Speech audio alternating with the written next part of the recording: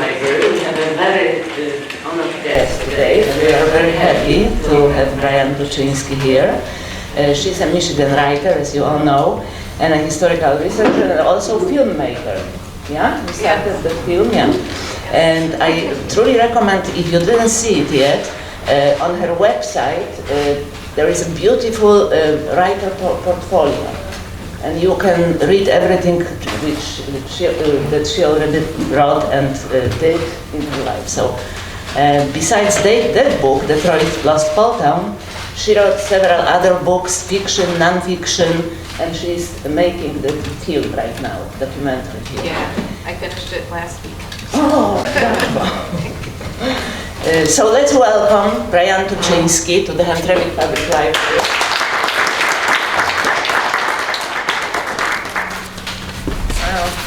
Thank you. Let me put this on big screen. Yeah. So, Poletown. How many of you grew up in Poletown? Hardly. And do any of you currently live in the Hamtramck or East, Poletown East? Okay. So my journey with Poletown began, I think, I don't know, when did the pandemic start? 2020? Yeah, so probably early 2018, I would say. 2018. I didn't grow up in Hamtramck, and I didn't grow up in Poletown. I was born in 1982, a year after Hamtramck. Poletown was, or that portion that Poletown was demolished for the GM plant. So that's always kind of embarrassing for me because people are always like, did you grow up there? I didn't, and then they ask me, well, how did you start writing this story? And so the mysterious thing is that I feel like I was mysteriously called to write the story. I don't know how many of you read the prologue in the book or the introduction, but my husband and I came across this estate sale in, where was it, Indian Village? Yeah, Indian Village. And I went in there, I was like, okay, we'll just look around. It was a really nice, beautiful house, and I wasn't planning on buying anything at all. And we walked through this one room, and on the floor was this really broken stained glass window. And I know that you should never buy broken stained glass windows because they're very expensive to restore, and you have to find somebody that specializes in that, and that's hard to do. But I had just worked on a stained glass project for my church, and so I did have a stained glass guy that I knew, and so in the center of the stained glass window was this beautiful little white portion that said, God buildeth his holy temple. And I was just struck by that. I couldn't stop looking at it. I was like, I can't leave this house unless I have this broken stained glass window. I don't know what it was about this thing, but I just had to take it home with me. And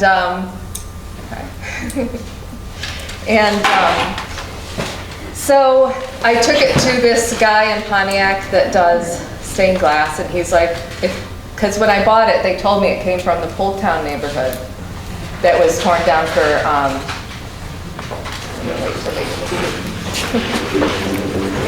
I know of it.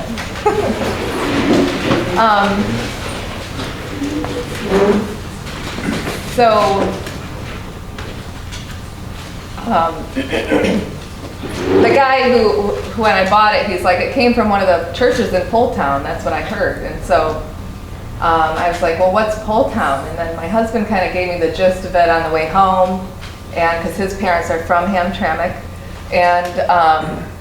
And so when I took it to the stained glass guy, he's like, oh, I used to live in Hamtramck, and this was a huge deal in Poletown.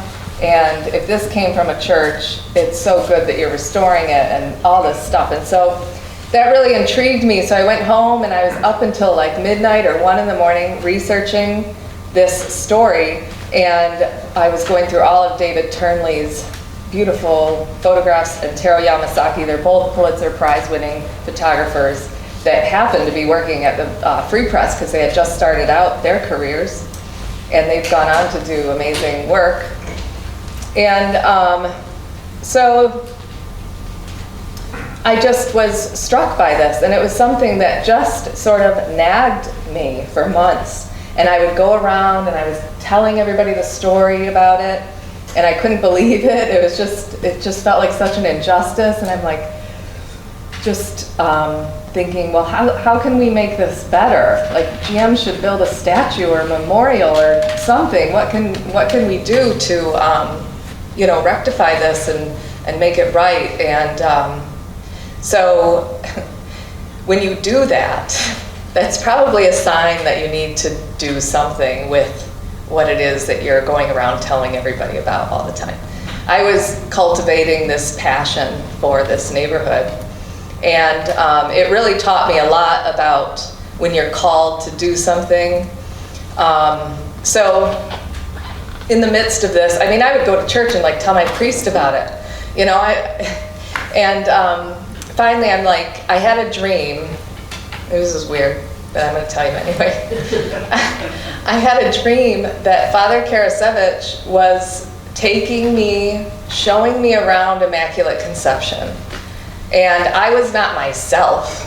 I was W. Somerset Maugham, my favorite author, and smoking a cigarette and all like skinny and, you know, wearing a suit and everything. And he's showing me around Immaculate Conception. But he's not showing me Immaculate Conception from the ground level. He's showing me Immaculate Conception from the choir balcony, which I, at the time, didn't really know it existed. And so, so that was strange. And Father Karasevich, like, the spirit of him just seemed like it was sort of, you know, tapping me on the shoulder all the time. And I would always see his face, and I couldn't get his face out of my head. And so I called up Gene Still. I emailed him first. He was one of Ralph Nader's attorneys, and he was on Ralph Nader's staff. And he encouraged me. He was like, so just go get him, girl. Like, get out there and do something about this. Like, and this guy's got a lot of guts. Like, he's in Pennsylvania burning Confederate flags in front of the Capitol. And so he's very much still active activist.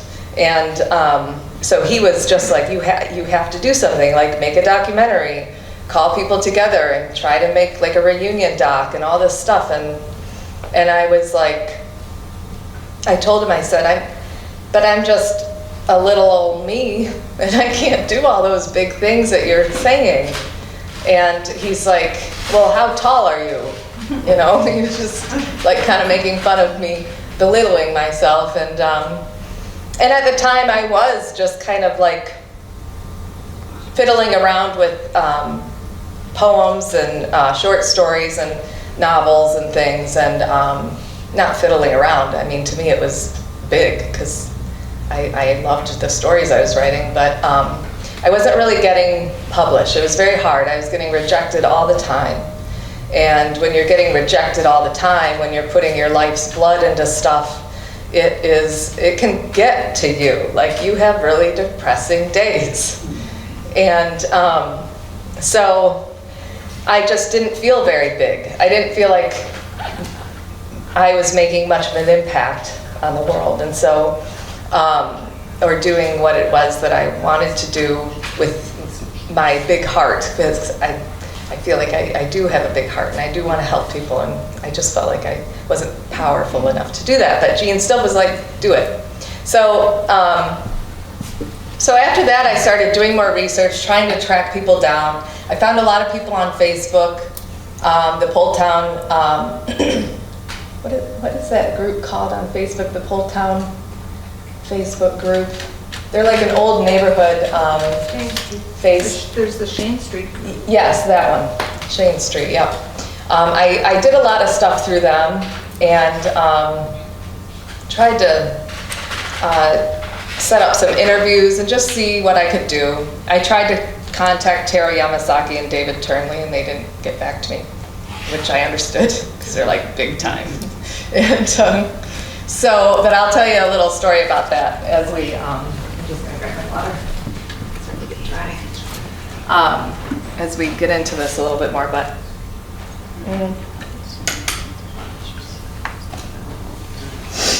Can you talk more to the microphone? Because Oh, I'm sorry. You cannot hear me? Well. Okay. Sorry, just remind me because I tend to like. All right, so that's the end of that was the book. So to go into the history, I mean, I'll talk a little bit more about my journey as we continue. But if you know, those of you who are here to just hear the story, Poletown started out as, you know, an immigrant community. There are a lot of other people there besides just Polish. And they started to, when Dodge Main started to be built, that's where the Poles started to congregate around that area of Dodge Main. And let's see if I can find a map here. Nope. So they started to congregate around that area of Dodge Main, and Dodge Main was employing everybody. You know, if you could, you know, see a sign of a cat on the wall, if you could meow, then you had a job. And so, you know, that was exciting, and so that's where the Polish community sort of started to congregate around that factory in particular. And they had a beautiful community. I mean, everybody I interviewed was like, it was just a family area. Like, it was a front porch community. You would sit outside on your porch and you could talk to your neighbor on their porch. And it was very, just a really fellowship sort of feeling. And you could, if you needed salt or sugar, you could yell through the window to your neighbor and ask to borrow salt or sugar. And you know, that just must have been so comforting. And then the kids would go out and they'd play all night long, or not all night, but like all day, and they wouldn't come home until like it got dark. And the parents never really knew where they were specifically, but they knew that they were safe and in their neighborhood. And because all the neighbors took care of each other, they all looked out for each other. And the quote that I heard constantly was, everybody knew everybody. Everybody knew everybody. That's what pretty much every single person that grew up in Poletown said that to me without any prompting. They would just say it. Everybody knew everybody. And so that was really sweet. And as I was interviewing these folks, I really felt like I was there. I would go to sleep at night and I really felt like I was in Poletown too, you know, because I had been immersed with all these beautiful stories, these comforting stories of family and food, and how everybody had, in their basement, they would can food, and you know, and all these people were just so nice, and I really felt like I was racing against the clock in a lot of ways, because some of them were, you know, getting up there, and 81 was a long time ago. I'm 40, so I mean, it was, you know, so I was like really trying to track people down as much as I could, and as many people as I could. So as time progressed, I mean, always, you know, the Polish have always been kind of discriminated against. I mean, you could make your, you could have your own theories to that, I guess, but it was a problem here. It was a problem in Detroit. There were signs in storefront windows that would say, like, Polish need not apply to this job that we need. We need people to work, but we don't want any Poles here. And so, and it's probably maybe because they're Catholic, maybe because they're Eastern European. You know, there was that sort of stuff going on, World War II. They're just, I don't know. You can make your own assumptions or you probably know, because probably some of you dealt with it growing up. I know my husband did. So in this particular photo here, this was from the Free Press. Some other journalists had said, hey, look out, Polish wedding. It was like a cartoon, I think, in the Free Press.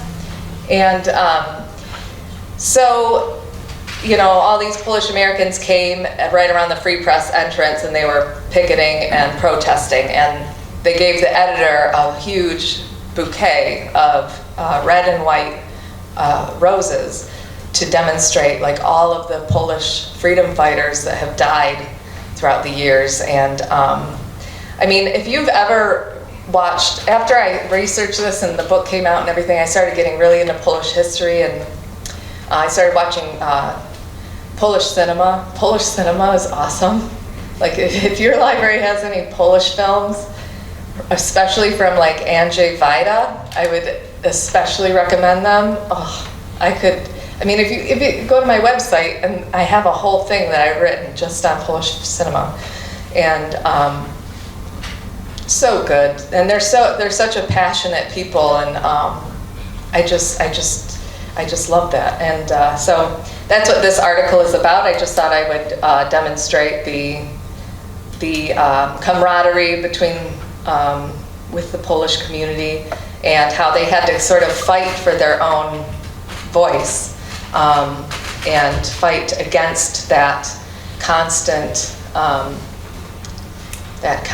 discrimination. Oh, sorry. So while I was talking to people and interviewing people, I tracked down this guy called, named David Wronski, and he has a blog called Wronski's Rambles, and it is just so cute.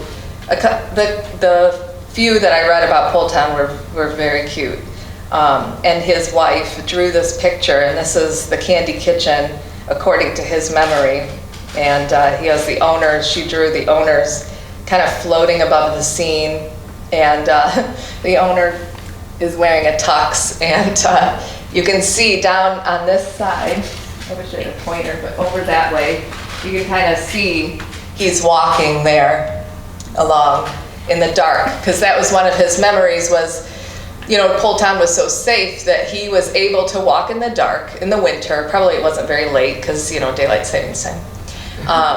And he was able to go get his favorite, which was a banana split there, and there's a banana split sitting on the counter on the left-hand side there.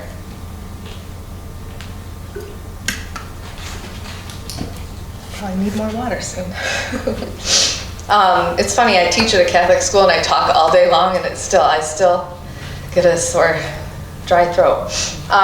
So he just loved this place. That was one of his favorite memories, was walking down there and getting that, and all that candy. He said he was fascinated by the rock candy, because he couldn't figure out how they made that, because it just was on a string and it looked like magical crystals, and he just loved that. That was his favorite memory. So as I'm listening to all these stories and all these beautiful memories and all these beautiful little shops that people would go to, it just made me even more sad, you know, that these people could never go visit even the building where these things existed.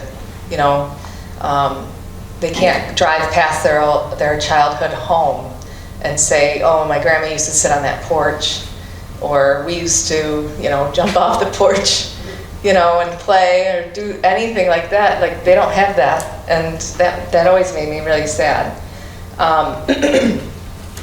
So I'm going to show you a timeline in a minute, but while I was researching this, it just seemed, I mean, eminent domain is only used for things that are of public use, and the GM plant was not of public use. And the thing is eminent domain had been watered down over the past 120 years or something, the use of it. And so they were able to swing this so that it was of public use, because GM was promising to bring all of these jobs in the midst of a recession that was getting us into unemployment. And if you remember from school, that the Great Depression, we were at 25% unemployment for the country. So our little Detroit was at 18%. That's pretty dismal. And so people were ready to just about kill somebody for a job at this point. They didn't care, they just wanted a job. And so it was desperate situation. It was a desperate situation. And so Coleman Young's dealing with that. We're still recovering at this point from the 1967 rebellion or riot, whatever your fancy is there.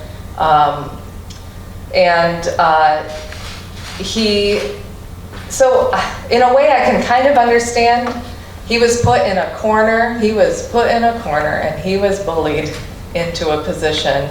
And then he was, okay, I'm gonna do whatever I can to make this happen and just stick to my guns and do it and not be wishy-washy about it at all. And so, so while I'm researching this, okay, it was just kind of funny to me because when I was in the archives, I looked at the Coleman Young papers in the Walter P. Reuther, I wrote everything down, library at Wayne State University. And his papers from like January of 1979 to sometime in 1980 were missing. And I was like, okay, that's weird. And so I went to the Detroit Public Library at the Burton there. I think it's the Bentley? No, the Burton. Yeah. The Burton, yeah. I get them all mixed up. Had to write them down with their references. His papers there were missing also. And so then I went to the Archdiocese and I'm looking up Cardinal Dearden's stuff because Cardinal Dearden and Coleman Young and Emmett Moten and gosh, I can't remember the guy's name from GM that I should know. Roger Smith? Yes, thank you. Roger Smith. We're in cahoots together. I mean, Roger Smith and Cardinal Dearden used to play golf together. And it said that they would fly in private jets together. And so you know how it is on the golf course. I mean, who knows how long they were planning this out, like just kind of talking about it. I can imagine. You know, this is something, my dad was a businessman. I could imagine this talk, like what are your churches that are struggling right now? You know, I mean, who knows? But that's all speculation, of course. So just wipe that from your memories. But the papers were missing. I thought that was really weird. So I went to the Archdiocese, looked at Cardinal Dearden's journals, and his journal is also missing from those specific dates. And I thought, okay, that's weird. Like something shady definitely went down. They are hiding something. And who's able to prove it? I don't know. But anyways, it was just funny because the Detroit City Council didn't hear about this until I think June of 1981. And when they were presented with this plan, it was already drawn out and like a done deal, which is very weird. I mean, anybody who's on a city council, usually these things are kind of talked about as a group and sort of planned out together. And the city council was just kind of thrown this, and it was, then communicated to the community in Poletown, I think in September or August, I think in August, because it came out in the papers. And then, so then their relocation packets came up, and then they started to organize the community in Poletown. And am I missing any details? Are there questions anybody has? Because I kind of skipped like 10 years there. What like year was this? The recession. This was in Poletown. Yeah, what year? Was Oh, what year? 1981. 81. And I'll show you So anyways, I'll finish this in a minute, or this right now. This dark black line that you see in this picture here, that is all Poletown there, all the little homes. And I made the effort to actually remap the neighborhood. It is possible that we could remap that neighborhood, along with Bruce Harkness's photos and my research that I've done with interviews and looking at just about every single article that exists on this thing. I mean, we could remap this with pictures and all sorts. If we ever had the energy to do that. But I did go through and I just highlighted things. So like yellow is businesses, purple, I think those are factories, and the blue is the hospital. And Immaculate Conception is right. I guess I can point with my mouse. Look at that. The Immaculate Conception is right here. So that's the church that I focused a lot of my research on, because that's where the sit-in protesters ended up, and the SWAT team came and pulled everybody out. And I'll get to that in a minute. But that big black line, that was the demarcation line of what GM wanted. And so you can see where all these houses would be demolished here. And that was the Dodge Main plant up here. And the Immaculate Conception now sits under a bunch of shrubbery, which is really sad. And this right here is the Beth Olam Cemetery, which still exists in the property. Oops. There's like a brick wall around it, and I think like a little over 70 graves are there. Am I right? Anybody want to correct me? All right. Are there more? Is it 700? Sometimes I get my numbers and zeros mixed up. It's in the book. It's in the book. So then this is just a far away view of what it is now. So you can see that demarcation line still right around this area here, the Etzel Ford Freeway. And when the Etzel Ford Freeway was built, that was the first nail in the coffin, according to a lot of people that lived in the area, because it was a predominantly Polish area. And when they split that neighborhood up by putting that highway in there, they cut off a whole half of the neighborhood, so then people couldn't, it just does something. People can't get across the highway to talk to each other. And until that, like, there was a little sidewalk that went across, like a little bridge, a walking bridge that they did build. Even then, though, it just makes it harder to communicate and be together and go to those stores that you wanted to go to, get that bread that you needed to get, you know. So that was the first nail in the coffin that kind of weakened the camaraderie in the neighborhood. And so then, of course, the GM plant really solidified that. So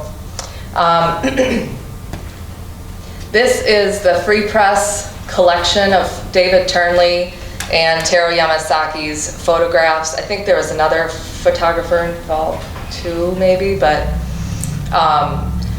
those are the two that were there a lot of the time. They took a lot of the heartbreaking photos.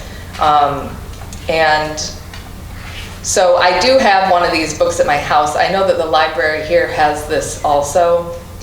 So if you're ever interested, I'm sure maybe they'd let you flip through it and see all the pictures and read the captions. It's pretty interesting to read that. And I didn't use a lot of the free press photos because I don't have their copyrights. Bruce Harkness let me use a lot of his photos for the book, and I'll tell you a beautiful story about him in a minute, but yeah.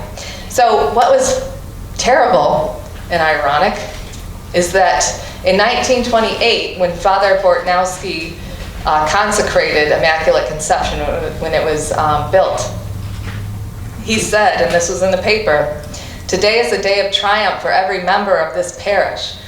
It is triumph over human selfishness, a triumph of Christ in your hearts. This unique temple stands as a monument to you."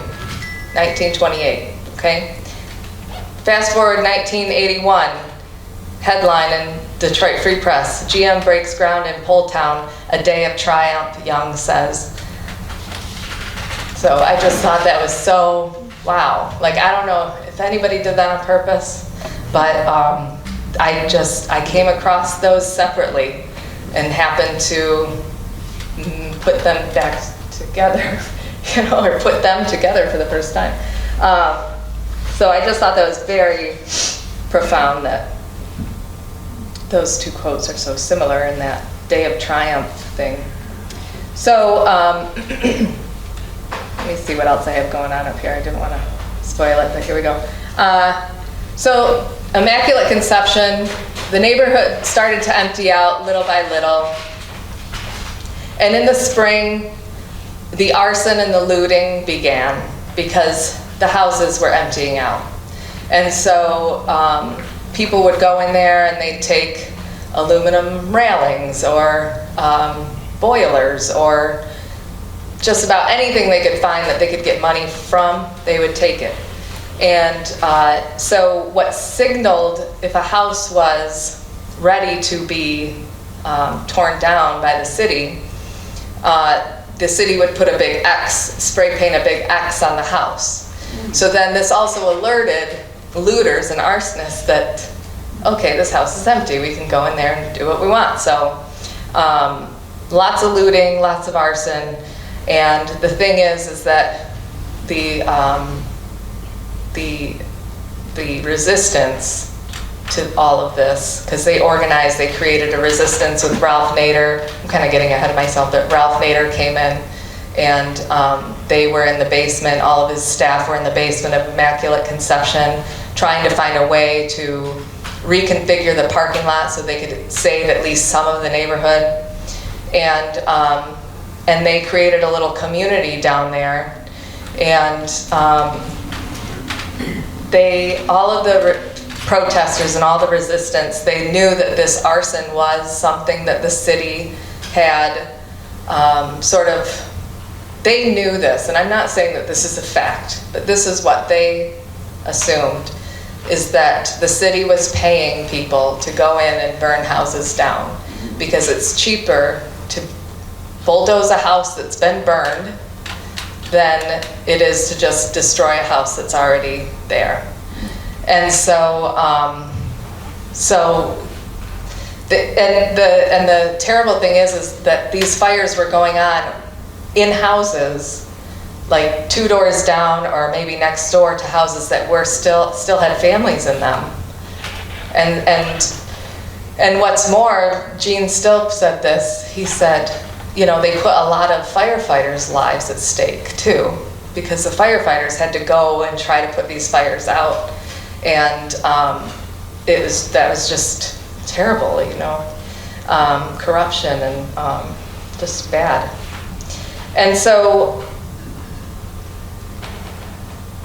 then Mother's Day, which was May 10th in 1981, everybody had to be out of the neighborhood by, I think, June 17th or something like that. And Mother's Day, May 10th, 1981, was the last Mass of Immaculate Conception. Immaculate Conception had been the focal point for the press. It had been the place for the Polish community to sort of congregate and create a protest against what was happening. Tom Olechowski had sort of organized this Polish community before this all happened, so they kind of had something established. But the Immaculate Conception just became like the focal point. And so Mother's Day, this picture here is Mother's Day, the Mother's Day Mass, the last Mass of Immaculate Conception. And you can see that it's just filled to the brim with people. It's standing room only. And in my book, I have a quote from one of the reporters that went to this Mass, and he kind of talks about what he heard and what he saw around him. And he said, you know, for like so many months now, we've been reporting on this thing, and we think we've reported it with balance and integrity and everything, but this is really sad, and this really sucks, you know. And so his account though is pretty good, and I think I encourage anybody who has the book to just kind of look at that. It's a little long, but I love oral histories, and so anytime I can find a quote of anybody, that's what this book was a lot of collecting quotes, a lot of collecting witness stories. And so you'll see a lot of that in there. So that was the last Mass. That's when they, what is it called when you deconsecrate a church, right? Yes. And so, I'm getting a lot ahead of myself. So a couple weeks after this, Ralph Nader and his team leave the basement of Immaculate Conception. They had been paying Father Karasevich rent, I think it was $10 a month, so they could say that they were renters in court, so the Archdiocese would not be able to legally evict them. It would be a long court case, and they could probably prolong it because they're all like expert attorneys, right? So don't mess with them. And so about 2 weeks after, though, they left.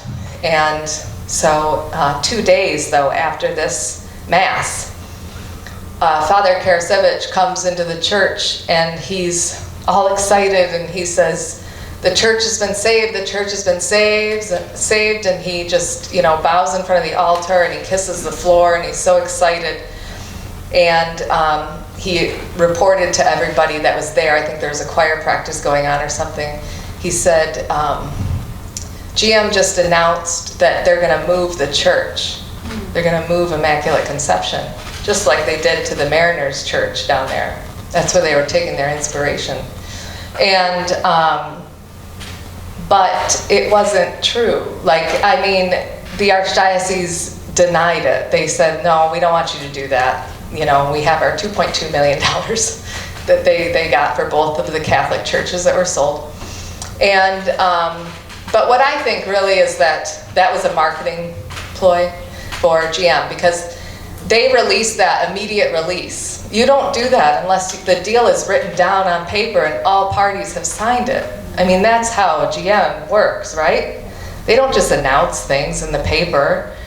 And so that's how this was. And so when Cardinal Dearden saw it, he denied it because they hadn't talked about it. It wasn't something that was discussed. And so then, of course, you have those, Father Karasevich, who was like the driving wave of this whole thing. Like, he was the spirit of it. So his spirits were high, and then all of a sudden they plummeted, right? Because he had high hopes that, yes, this was a true story, and then it wasn't. And so I think he probably went into a depression big time after this. And so on June 17th, he left by order of the Archdiocese. That was the day he was supposed to leave. And he went over to St. Hyacinth. They gave him a room there. And he was good friends with the priest there. And they gave him a little room. Then the rest of everybody that was protesting and sitting in on this and trying to keep Immaculate Conception safe, the whole point of them sitting in that church was to keep it from arson and looters. And they were protecting it. And so they didn't want to leave it. You know, so they were going to stay there as long as they could, I think. So in July, they sat there for 3 months. They were in that church. They filled up a tub with water. That's how they got their water. They had generators. They, funny story, every time the city came and turned off their electricity, they had electricians that were lifetime electricians, as they were protesters too, so they were just like, turn the electricity back on. And so that was just funny, clever stuff. And so the night that the SWAT team came, it was 2 days before they were supposed to come. they did a surprise takeover. They were supposed to come, everybody was supposed to be out like, oh no, they were supposed to be out by June 17th. So then they kept sitting in there, never mind. And July 14th, Deb Choley, who is one of the protesters, she said that Jeannie Wiley, who I dedicated the book to her memory, because she wrote Poletown Community Betrayed. She called up Deb, because Deb had just left the thing. She had to go get sleep, you know. She'd been sleeping in a basement on a mat for like a day or something, and she was just tired, so she went home to take a shower, because she knew things were kind of heating up, so she planned to come back to the church. And Jeannie called her as soon as she got home, and she's like, you gotta come back, because the police are coming. They're coming tonight, you know. And so Immaculate Conception put their bells on. Their bells started to ring, because the police started to barricade, put a fence around the church. That meant that they were going to tear it down. And so they started to ring their bells. They had 3 bells that had been blessed, and those bells now are in St. Margaret of Scotland and St. Clair Shores. If you ever want to hear those bells and what they sound like, I would go there sometime. I think they ring them at noon every day. And so Immaculate Conception still speaks. But so they rang their bells in order to alert everybody that was in the area that, hey, it's going down now. If you want to help us, you know, come. And then, which was awesome, St. Hyacinth in Poletown East heard the bells, rang their bells too, like echoed them to alert their people on their side that Immaculate Conception, this was it, you know, this was the moment. And so people came, and all of a sudden there's like crowds around the church, and Father Karasevich came back, and he's praying the rosary. The SWAT team comes, and they're pulling people out, and you know, that's the joke, is that little old ladies were getting arrested and stuff just because of this photo that Taro Yamasaki shot. And, you know, the policeman looked so like, I am not amused by this at all, but just, I don't know, it's just a funny shot. So that's when Detroit kind of became like kind of the joke, like, come on, you're arresting old ladies because they want to, you know, save their church. And but so yeah, so Taro Yamasaki took that. Taro Yamasaki was in the basement during all this too, so he took a lot of photographs.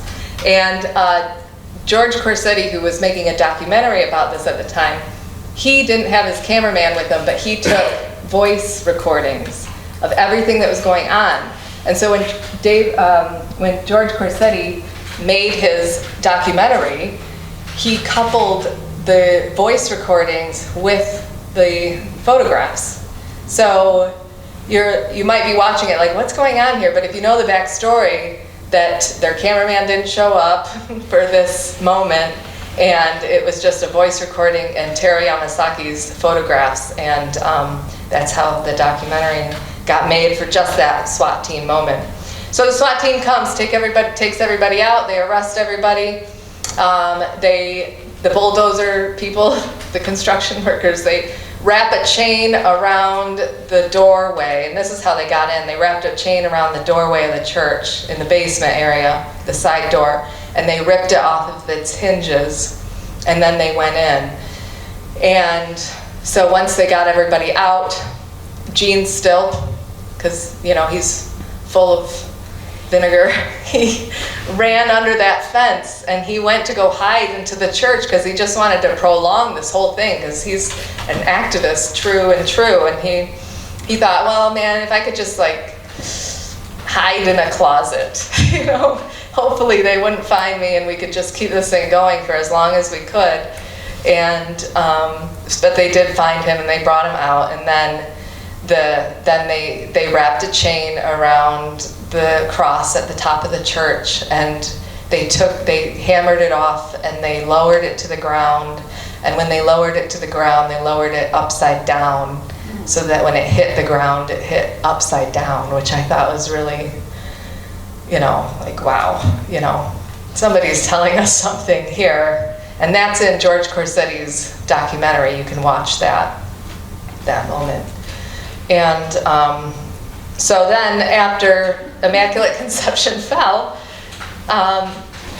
Deb Choli and Jeannie Wiley, they were like at their wits' end. They're just like, what do we do? What do we do? We got to keep doing stuff. You know, let's just, you know, go out with a bang here. And so they brought up this Oldsmobile, and they just parked it outside of GM's headquarters. And they just started beating the heck out of it. And just a lot of people were, spectators started to show up. And the strategic thing about this was that it was right during the 5 o'clock news. So they knew, it was right before the 5 o'clock news, so they knew that any footage that was on this would be on their next news segment that day. So it would be really fresh, and and Deb said that this was just so cool. Like, they were so angry, and this was a healing moment, it was a cathartic moment for them. And but it was also like the end. Like, they really felt like that was the end. You know, there's nothing else they could do. And that's all on George Corsetti's documentary too. And you can rent that usually from your library. You can get it through Melcat, or you can just track down George Corsetti and ask him for one of his films. So I did want to put this up here because this is the inside of the Immaculate Conception.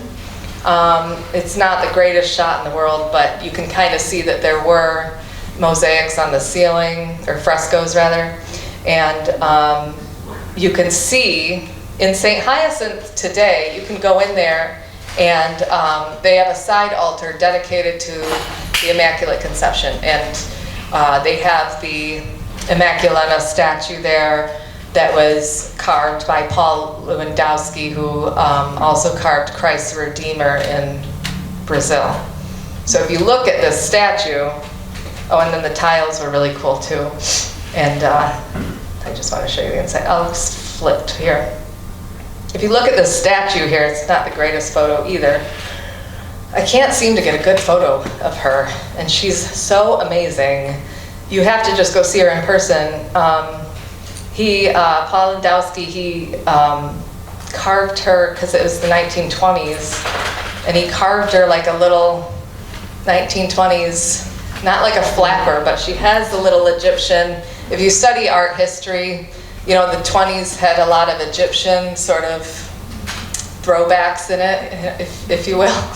And so she's wearing like a little headband with the little, like Star Wars Princess Leia situation, and her dress is beautiful. It's like no other statue of the Blessed Mother I've ever seen. It's just so beautiful. And so I would highly recommend a visit there. And she was in the altar up there. If you look, she was up here in this area. And then aside of her were those two angels holding the candles. So, and these were the frescoes on the ceiling. So you can see they're all of Mary, her story. And these are the stained glass windows. These photos were taken by the historical, I forget their official name, but they went around, they were trying to deem Poletown historic. And if they could do that, then they could save the neighborhood. And so when it finally went under, whoever this company was donated all of this stuff to the Library of Congress, so you can go through it and look at all of these photos. They documented a lot of Poletown, different things, different architectural cool things, like little tile, sometimes there were like tiles on the sidewalk that were really cool. They took a couple of pictures of those. So, and then this altar here, I don't know, are these lotus flowers? They're just so cool. But these are also in St. Hyacinth. So just to give you a taste of what the altar at Immaculate Conception would have been like, or would have looked like. Very, very small taste, kind of a crumb, but it is still good that somebody did something. little bits and pieces of Immaculate Conception were sort of spread around Michigan. And I'd love to see the Archdiocese storage unit, because I'm sure there's lots of stuff in there. Wherever that is, I've tried to track it down. So yeah, this is you can see the altar is a little bit, you can see it better here. Those little lotus flowers. I'm going to call them lotus flowers, that's what they look like to me. So these are the bells of Immaculate Conception. They're in St. Margaret of Scotland Catholic Church in St. Clair Shores. They were blessed with the name St. John, St. Joseph, and St. Sigmund. And you can go hear them ring. I still have yet to do that. I never get over there to hear these bells, and I've always wanted to hear these bells.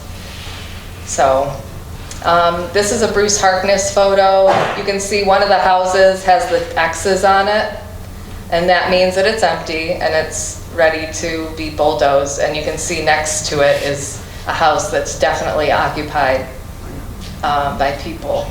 So, and this is just the timeline. You know what this is? I kind of went through all of this, but this was more for me to sort of see everything, because I'm a very visual person and I love timelines. You know, September 1980.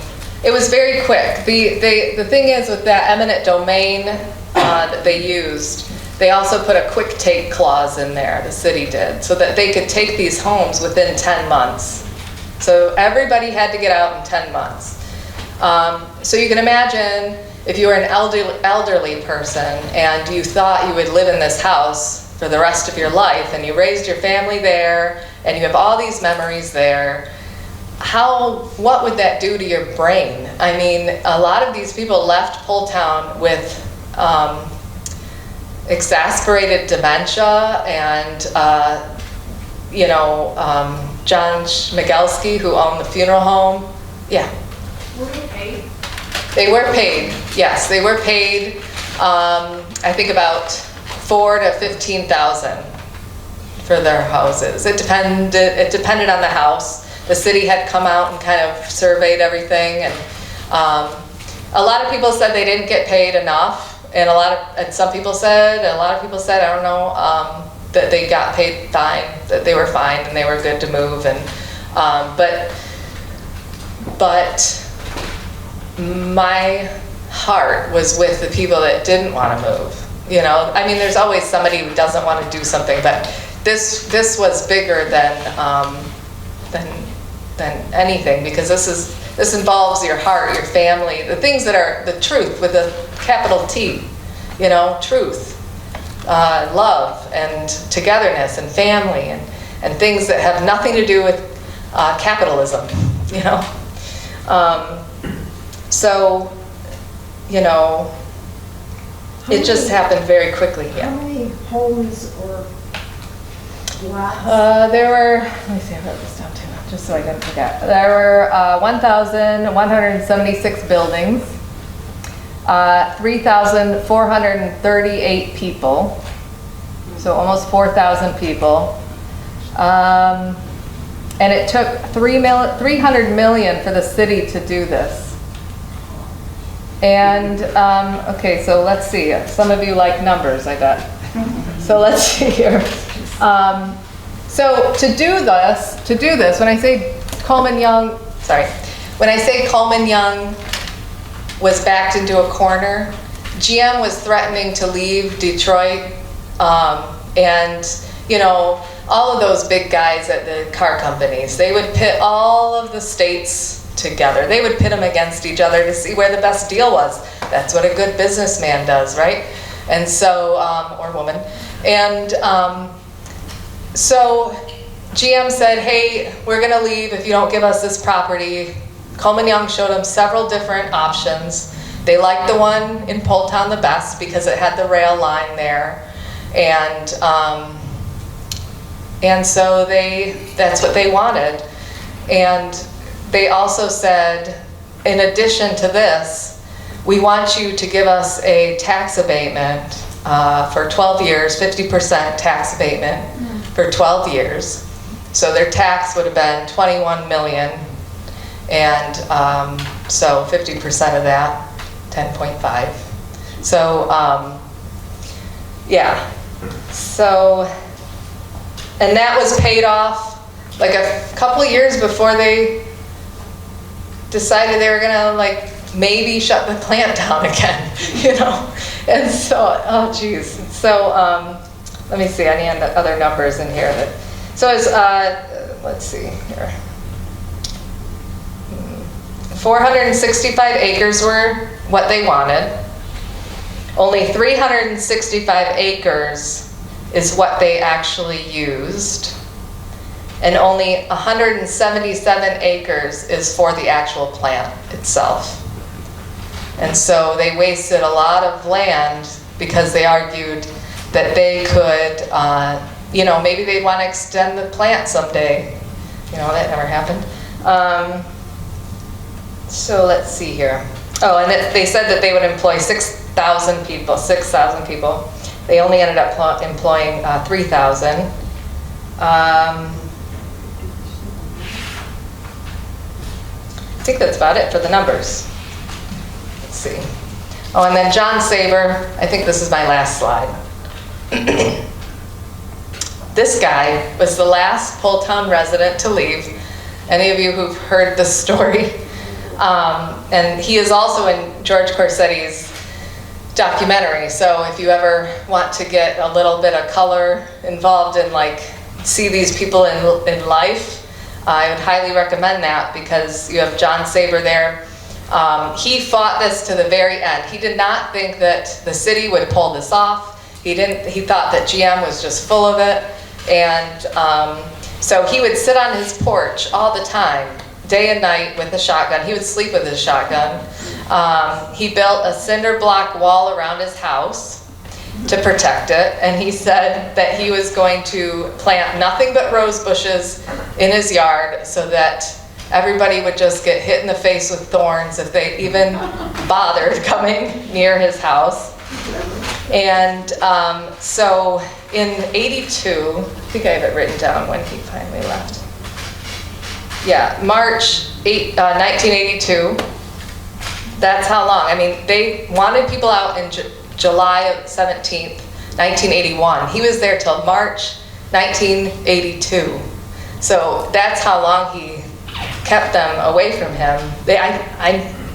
I wouldn't be surprised if his house was the last to go down because they just didn't even want to mess with him. And finally they brought the police, and the police had to take him out in handcuffs.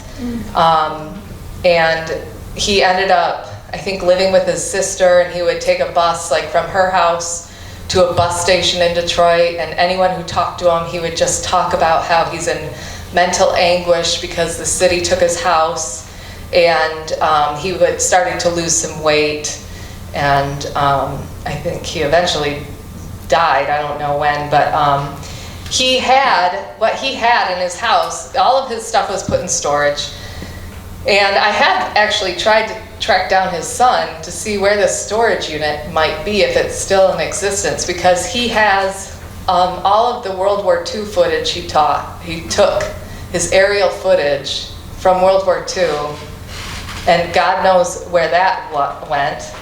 And so, and who knows what else might have been lost in this whole thing. And all of those tiles in Immaculate Conception were poetic tiles. You know, the frescoes probably could not be saved. I can't imagine they'd be saved. Just very, very, very, very sad.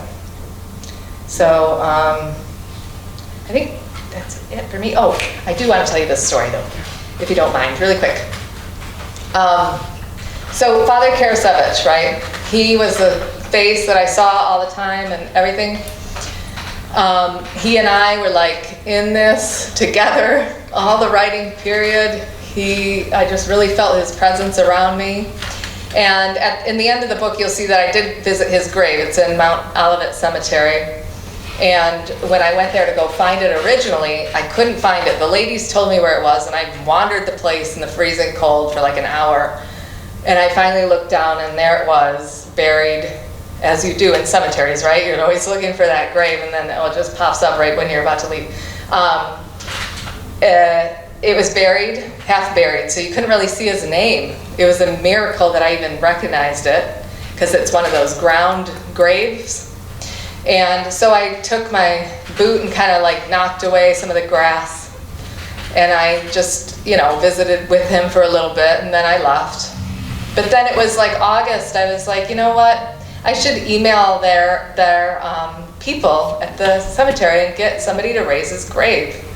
And, you know, because they'll do that, they'll bring it up so that it's not buried anymore. So I emailed them and they said, okay, we'll take care of it, no problem. I said, okay, great. And then about a month went by, and I'm taking a walk at night and it's dark. And all of a sudden I felt the presence, and it's like a presence. It was like Father Karcevich was with me. It was so strange. It was like nothing I had felt before. And the next day they emailed me and said that they had raised his grave. And so that was really good. And so Mr. Bruce Harkness and I have gone there to visit, and he has brought me all these framed photos from Poletown that I have in my house now that he's signed. And so he's a very sweet man. We brought Father Joe some flowers and I put him on his grave. So that's where I'll end my story. So thank you.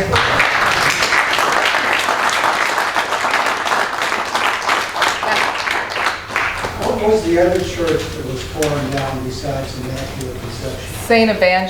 John the Evangelist. That was the other Catholic church. But there were about 12 to 14 other churches that were torn down. Some of them were storefront churches too. So, sorry. Yeah. Yeah, I have a question.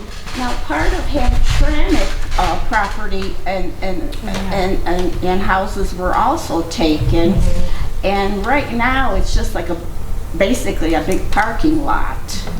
And I guess the thing is, did the mayor of Hamtramck get involved? Yeah, I forgot to tell that story. Yeah, that's the thing with Hamtramck. They were really excited about this project because when Dodge Main closed, they didn't have any income coming in.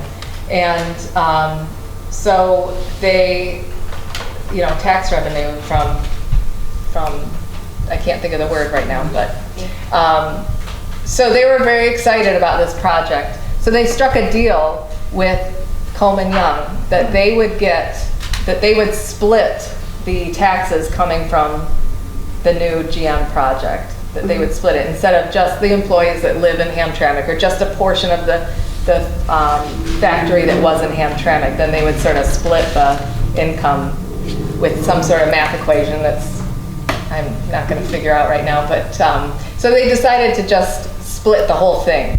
And that was Hamtramck's big deal. That really, and they were embroiled in some sort of legal situation at the time, and Coleman Young got that erased for them. They weren't allowed to tear down property because they were having to build, they had to build like 42 homes. I'm sure you know the history of it. But Yeah, I don't know that it was ever 40, it was 200, over 200 oh wow, homes. okay.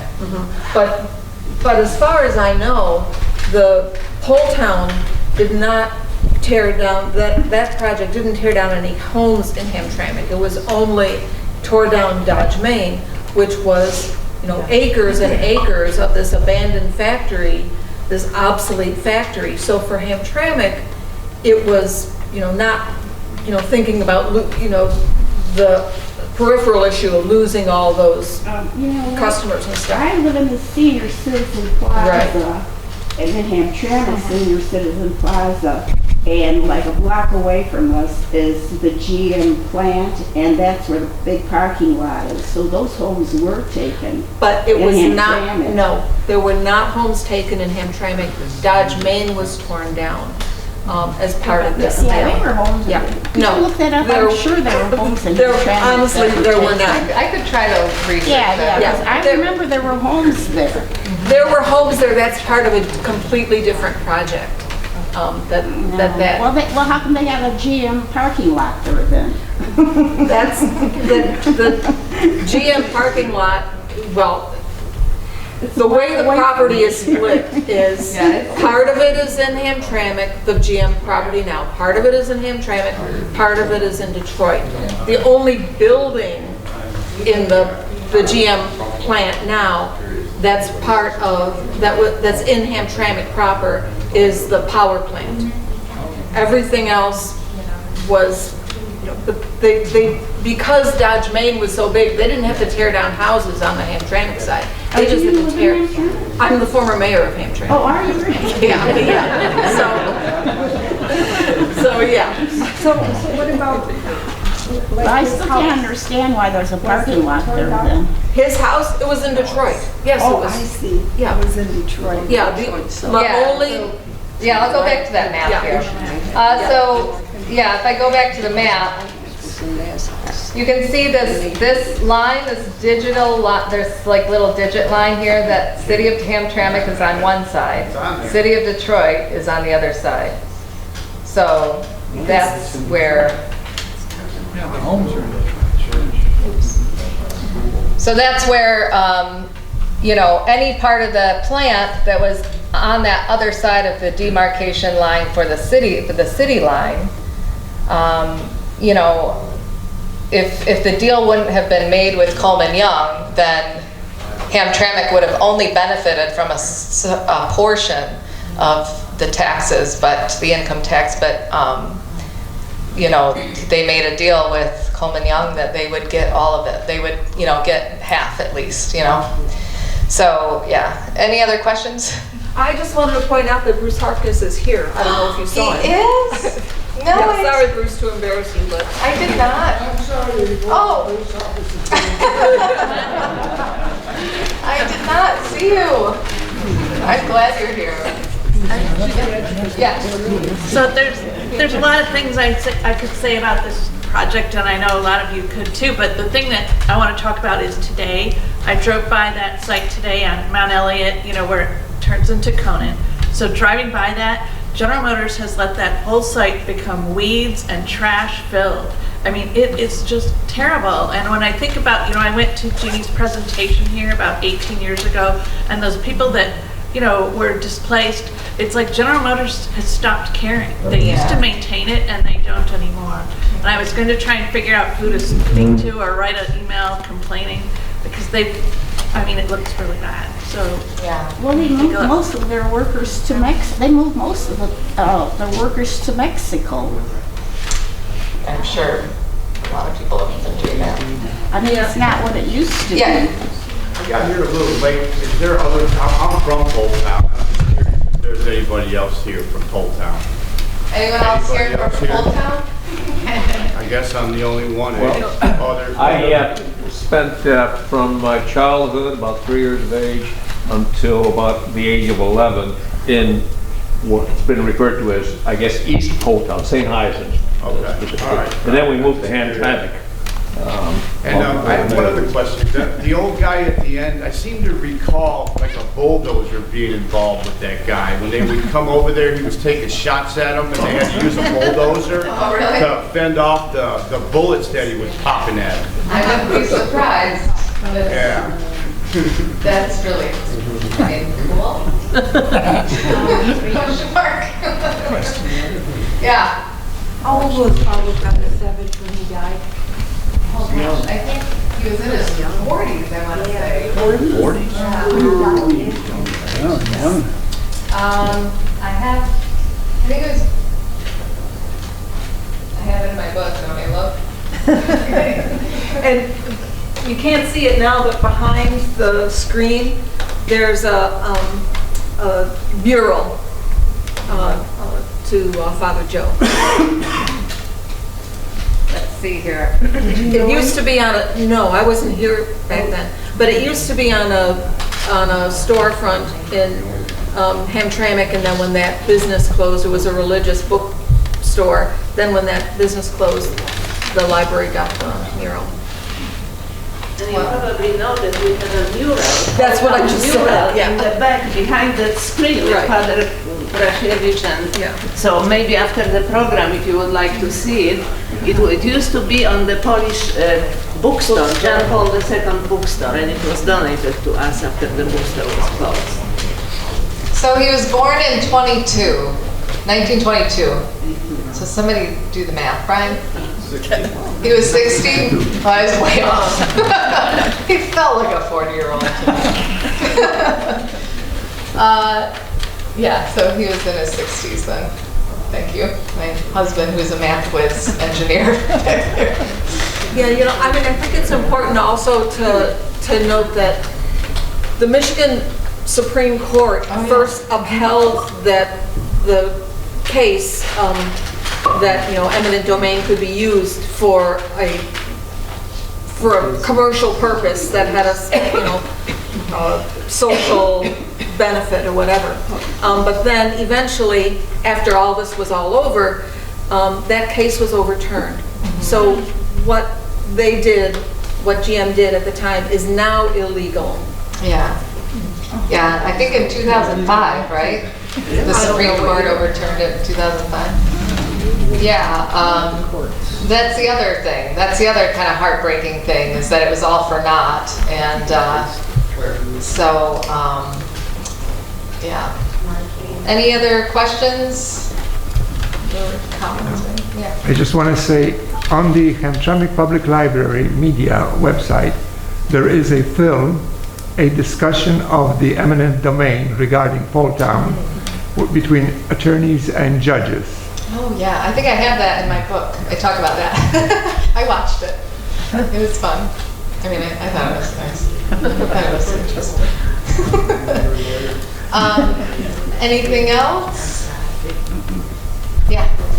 So do you have any books in the future? Are you writing? Are you working on a book? I'm actually interviewing a man from Kenya right now, and I'm trying to see what I can do, because I think his life story is pretty cool. And so I was trying to transcribe some of his interviews. But yeah, I just finished that documentary, and so I have submitted that to 4 film festivals. That's about gentrification in Corktown. So, and it is centered around St. Peter's Episcopal Church, which Jean here is, I'm going to call you the manager of the clothes donation thing. She helps take in donations for the homeless there, and so it's a story about the homeless community in Corktown. So, any other questions? No. Okay. Oh, okay. Sitting at the table and signing the books. Okay, sounds good. Just finish the formal part, and then if you would like to talk to outdoor, please do. Okay. Thank you so much. Yes, thank you.